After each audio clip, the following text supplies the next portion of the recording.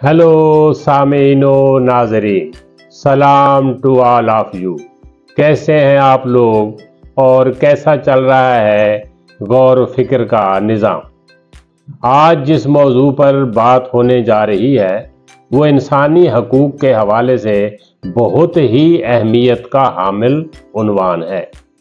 बड़ी दिलचस्प बात तो ये है कि इंसानी हकूक़ के हवाले से सारी दुनिया में जलसे जुलूस होते हैं, हमारे यहाँ भी होते हैं, लेकिन उन जलसे जुलूसों को कभी मर्दों का मार्च नहीं कहा गया और ना ही उनकी हौसला शिकनी की गई, बल्कि कहा जाता है कि ये बहुत अच्छी बात है। लेकिन जब ख़वातीन इंसानी हकूक़ के हवाले से कोई मार्च करती हैं, जलसे जुलूसों का इंतज़ाम करती हैं, तो उनको एक जर्नल जलसे जुलूस की बजाय औरत मार्च का नाम दिया जाता है और उनकी हौसला शिकनी भी की जाती है और बिलाजवाज तनकीद भी। आज हम इस पे बात करके देखते हैं कि इस मसले को इंसानी हकूक़ के हवाले से किस तरह देखा जा सकता है। आज हमारी गुफ्तगू का उन्वान है आलमी यौम ख़वातीन, यानी औरत मार्च, जिसे ये एक नादुरुस्त नाम दिया जाता है। ख़वातीन का आलमी दिन एक मजदूर तहरीक के तौर पर शुरू हुआ था और अब अक़वाम मुत्तहिदा की जानिब से तस्लीम शुदा एक सालाना दिन है।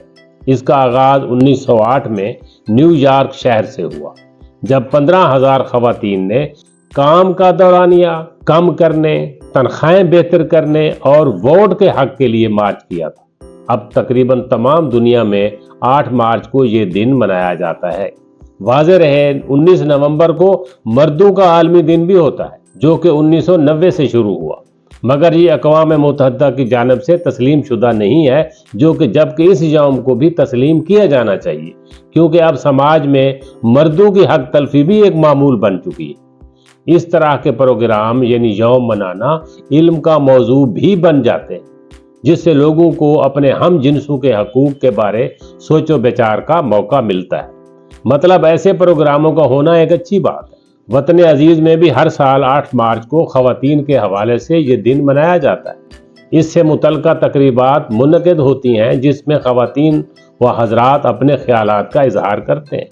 यूँ एक मुकालमे का माहौल बन जाता है, जिसमें गौर फ़िक्र का काफ़ी सामान मौजूद होता है। बड़े शहरों में ख़वातीन की तरफ से महदूद पैमाने पर एहतजाजी मार्च का इंतज़ाम भी किया जाता है। इस मार्च में, जिसको अमूमन औरत मार्च का नाम दिया जाता है, जबकि इसमें मर्द भी शामिल होते हैं, ख़वातीन काफ़ी पुरजोश होती हैं। उन्होंने बैनर और प्ले कार्ड उठा रखे होते हैं, उन पर मुख्तलिफ़ किस्म के मुतालबात और नारे दर्ज होते हैं। ज़्यादातर मुतालबात और नारे हक बजाने होते हैं और उन पर एतराज़ का जवाब नहीं बनता। कुछ नारे ऐसे भी होते हैं जिनकी वजाहत अगर अहले मार्च से कराई जाए तो वो भी काबिल तवज्जो होते हैं, लेकिन अगर उनकी वजाहत और लोग करेंगे तो ज़ाहिर है वो वजाहत काबिल कबूल नहीं होगी और ना ही वो वजाहत दुरुस्त होती है। ज़ाहिर है असल वजाहत वही होती है और होनी भी चाहिए जो अहले मार्च की जानिब से की जाती है। इस तरह का मार्च बाकी दुनिया में तो मामूल की कार्रवाई होती है और उसे समझा ही मामूल की कार्रवाई जाता है और वो खुशगवार माहौल में अंजाम पाती है। लेकिन हमारे यहाँ मामला हर साल अजीब व गरीब हैसियत अख्तियार कर जाता है, जबकि ऐसा होना नहीं चाहिए। सबसे पहली बात जिससे पहलू तही की जाती है वो ये है कि औरत मार्च में जितनी भी ख़वातीन होती हैं या लीड कर रही होती हैं या शामिल होती हैं और नारे लगा रही होती हैं, वो सब पाकिस्तान की, पाकिस्तानी कौम की, यानी हम सब की बेटियां हैं और काबिल एहतराम हैं। उन पर बिला वजह तनकीद करने की बजाय उनके मुतालबात पर गौर करना चाहिए। उन्हें मौका दिया जाए कि वो अपने नारों और मुतालबात की वजाहत खुद कर सकें। अगर देखा जाए तो उनके मसाइल का ताल्लुक बुनियादी इंसानी हकूक़ से ही है। उनके मसाइल हम सब के मसाइल हैं और उन मसाइल को हल करने की वाकई ज़रूरत है। जिस कदर कवानीन दुनिया में राइज हैं, उनका इतलाक सब पर, यानी वो मर्द हों या औरत, यकसा होता है। इससे ज़ाहिर है कि दोनों की आज़ादी का लेवल भी यकसा होना चाहिए। मतलब दोनों ही बराबर एहतराम और एतमाद के मुस्तहिक हैं और उन्हें ये एहतराम और एतमाद दिया जाना चाहिए और उन पर एतमाद किया जाना चाहिए। बाद हजरात औरत मार्च को मर्दों के खिलाफ एहतजाज का नाम देकर उसे बिला जवाज तनकीद का मौजू बनाते हैं, जो कि नादुरुस्त बात है। ये मार्च मर्दों के खिलाफ नहीं होता, بلکہ ان مظالم کے خلاف ہوتا ہے جو سماج نے ان پر روا رکھے ہوئے ہیں۔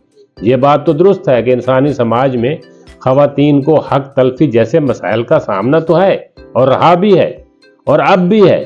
گلوب پر بحثیت مجموعی انسانی حقوق کی صورتحال ابھی تک بھی اتنی شاندار نہیں ہے۔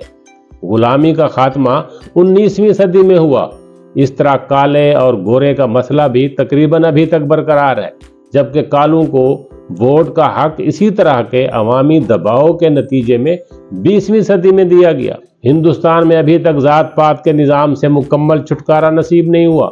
خواتین کے مسائل کو اگر انسانی حقوق کے حوالے سے دیکھا جائے تو عورت مارچ جیسے مزاحمتی جلسے جلوسوں کی جگہ بنتی تو ہے۔ ایسے مارچ کا انتظام کرنے والی اور اس میں عملاً شریک ہونے والی خواتین قابل تعریف ہیں۔ ان کے اس طرح کے اقدامات سے سماج کی تمام خواتین کی آواز دنیا تک پہنچ جاتی ہے۔ یوں خواتین کی زندگی میں آسانیاں لائی جا سکتی ہیں اور آ بھی رہی۔ انسانی تاریخ کا کوئی بھی زمانہ ہو، زندگی کے شب و روز میں عورت کا کردار اہم بھی رہا ہے اور مشکل بھی، لیکن سماج میں اس بات کا احساس اور اعتراف نہیں کیا جاتا۔ عورت کو اپنی ساخت کی نزاکت کے حوالے سے بہت سارے مسائل کا سامنا ہے، جس کا سدباب ضروری ہے۔ مسلم دنیا میں بحثیت مجموعی انسانی حقوق کی صورتحال میں کافی اصلاحات کی ضرورت ہے۔ مرد ہوں یا خواتین، بچے ہوں یا بڑی عمر کے لوگ، سب کے حقوق کی پامالی برسر عام ہو رہی ہے۔ اس کے بارے میں ہم سب کو غور و فکر کرنے کی ضرورت ہے۔ وطن عزیز میں تو 80% عوام الناس پس سطح پر زندگی گزارنے پر مجبور ہے۔ ملک کی طاقتور اشرافیہ نے مافیا کی شکل اختیار کر رکھی ہے۔ اس طرح کے پرامن جلسے جلوس شاید ان کے دل میں کچھ احساس پیدا کر سکیں۔ یوں گلوب کے حوالے سے ایک طویل عرصے سے اہل فلسطین ظلم و بربریت کے سائے میں جو زندگی گزار رہے ہیں، آخر یہ سب کچھ اجتماعی انسانی ضمیر کس طرح برداشت کر رہا ہے؟ انسانی سطح پر تو سب کو ایک دوسرے کا احساس ہونا چاہیے، جو کہ نہیں ہے۔ بہت ہی عجیب بات تو یہ ہے کہ ذمہ دار اور طاقتور دنیا بھی اہل فلسطین کی مظلومیت پر بالکل خاموش ہے، بلکہ اس ظلم کی پشت پناہی کر رہی ہے۔ کیا سب اہل زمین کا خدا ایک نہیں ہے؟ اس بے پناہ ظلم اور تشدد کی لپیٹ میں سب آ چکے ہیں، کیا بچے، بوڑھے اور کیا مرد، عورتیں۔ یوں لگ رہا ہے کہ انسان نے ابھی تک انسانیت کا سفر مکمل ہی نہیں کیا۔ ہر کسی کو اس حوالے سے بہت غور و فکر کی ضرورت ہے، اور ساتھ ساتھ اس طرح کے جلسے جلوس اور مارچ کی بھی اللہ نگہباں۔